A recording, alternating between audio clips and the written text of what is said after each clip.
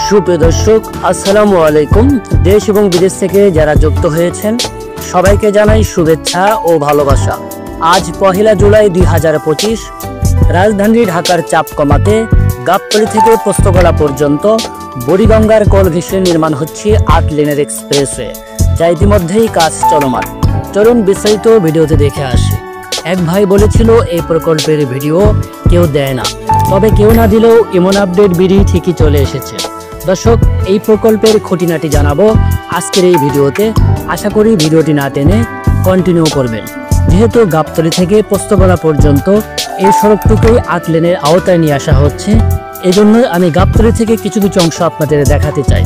দর্শক, আপনারা নিশ্চয়ই অবগত আছেন এই গাবতলী আমিন বাজারে 4 লেনের ব্রিজ ছিল, পরবর্তীতে আরো 4টি লেন বর্ধিত করা হয়েছে। টোটাল 8টি লেনের সেতু দাঁড়িয়েছে, পাশাপাশি সড়কটিকেও করা হয়েছে প্রশস্ত।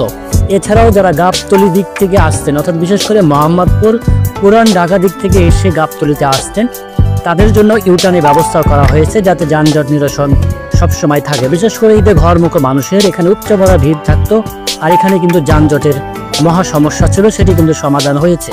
আর যে সড়কটা আমরা দেখতে পাচ্ছি, এই সড়কটি মূলত 8 লেনের আওতায় নিয়ে আসা হচ্ছে।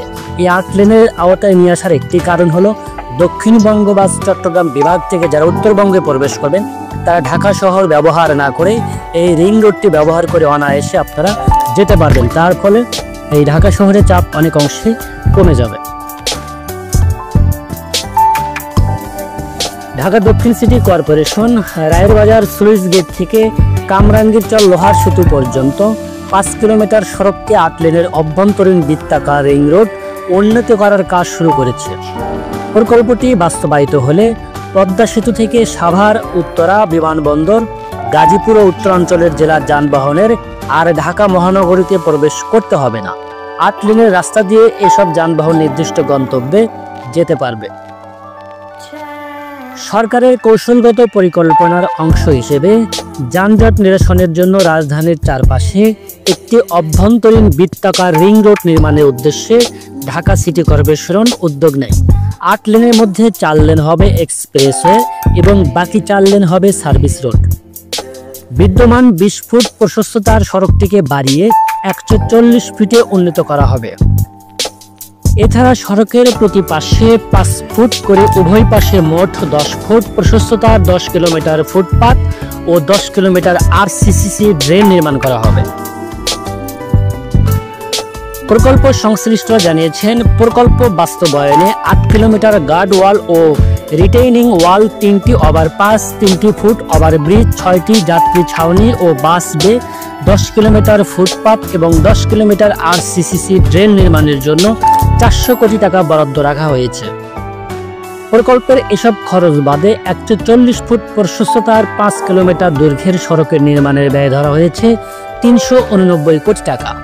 এছাড়া প্রকল্পের 22 জন পরামর্শক সহ মোট 33 জনের জন্য 30 মাসে 14 কোটি টাকা এবং 900টি এলইডি বাল্ব স্থাপনে 7.5 কোটি টাকা ব্যয় ধরা হয়েছে।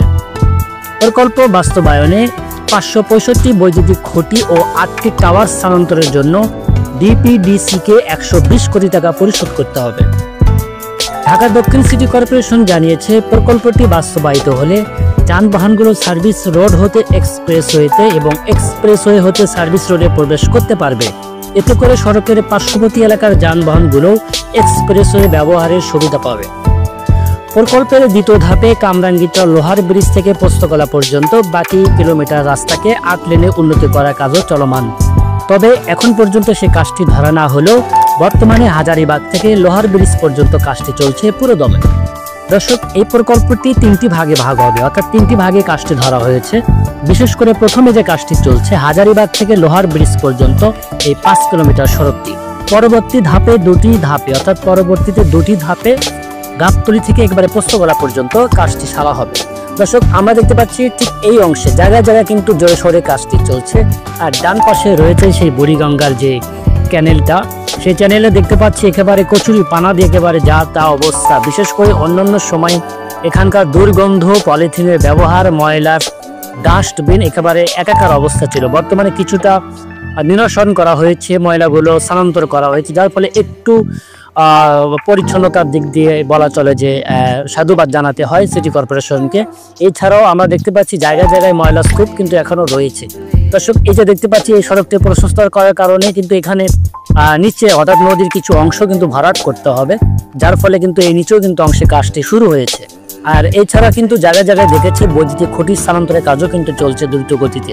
তো দর্শক, আশা করা যাচ্ছে এই প্রকল্পটি যদি পুরোপুরি শেষ হয়, তবে বিশ্বাস করবেন কিনা জানি না, তবে আমার মতে ঢাকা শহরে যানজট অনেক অংশেই কমে যাবে। বিশেষ করে এই সড়কটি কিন্তু অনেকটাই বিজি একটি সড়ক, বিশেষ করে যে এখন বর্তমানে অটো, ট্রাক এবং লেগুনাগুলো চলাচল করে। এই এক্সপ্রেসওয়েটি চালু হয়ে গেলে বিশেষ করে 8টি লেনের সড়ক কিন্তু অনেকটা প্রশস্ত হবে। বিশেষ করে ঢাকা শহর ব্যবহার না করে উত্তরবঙ্গ এবং সিলেট এবং চট্টগ্রাম বিভাগে যানবাহনগুলো সহজে চলাচল করতে পারবে। এছাড়া ঢাকা আসলে লিবারেট এক্সপ্রেসে যখন ঢাকা লিবারেট এক্সপ্রেসের সঙ্গে যুক্ত হবে, যাত্রাবাড়ি গিয়ে নামা যাবে, তখনই কিন্তু একটু অংশ যানজট কমে যাবে। বড় তবে তখন ঢাকা শহর অনেকটাই সুনসন নিরাপত্তায় পালন করবে। তো দর্শক, আজকের ভিডিওটি এখানে শেষ করছি। আপনারা অনুরোধ করেছিলেন, বিশেষ করে আমার একটি ভাই আমার চ্যানেলে নিয়মিত ভিডিও দেখে থাকেন, তিনি বলেছিলেন যে এই প্রকল্পের কথা হয়তো বা কোনো ইউটিউবার জানে না। তো আমি তারই ধারাবাহিকতায় ভাইয়ের কথা রাখতে গিয়ে কিন্তু আমি চলে এসেছি, অর্থাৎ গতকালই কিন্তু কমেন্টসটি করেছিল, আমি আজকে ভিডিও করতে চলে এসেছিলাম এবং আজকে কিন্তু আপলোড করে দিলাম। দর্শক, দেখা হবে আগামী কোনো পর্বে। সে পর্যন্ত ভালো থাকুন, সুস্থ থাকুন, আল্লাহ হাফেজ।